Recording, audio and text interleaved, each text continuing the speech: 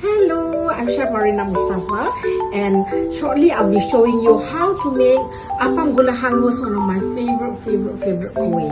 Okay, we're gonna start by making the Gula Hangus, which is the burnt sugar. We're gonna put in a cup of sugar. Let it burn first to get the nice aroma. So now I can see it's bubbling. So you just move it around to burn the other sides of the sugar that hasn't been burned yet. So not too much movement, but just to let it burn all over. The moment the sugar burns and melts and becomes caramelized, then you reduce the temperature before you put in the hot water. See how it's melting? So let it all melt first before you put in the hot water. Lovely. Ooh, okay, nice. See, now it's beautifully melted. I'm gonna pour the 1 cup of water, boiling water inside here, and then I'm gonna put in 2 tablespoons of condensed milk.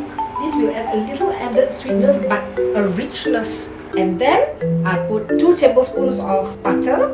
This will make it very nice and rich as well. Melt down the butter and combine the condensed milk. So I'm just gonna let this rest for a short while. So next step, you just get yourself a big bowl and break 2 eggs. 1, 2. Okay, just swirl it around, and then we're going to put ½ cup of oil to make it more moist and slightly more dense. Then you mix the carbonate soda into the flour, just a little mix. When this has cooled down a little bit, you pour it bit by bit, not too much in one go, slowly. Can you see the color is changing? This is the color of the appam. We're going to put in the flour, but put in bit by bit because you don't want it to clump up. So put a little bit and keep on stirring, just to get everything mixed up nicely. Texture is getting nicer and thicker.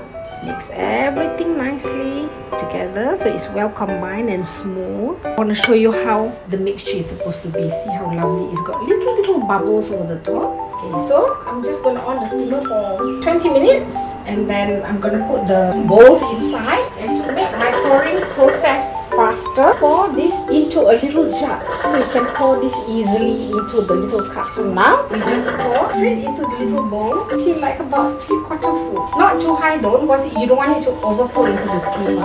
Okay, so let's leave this and get it working. Alright.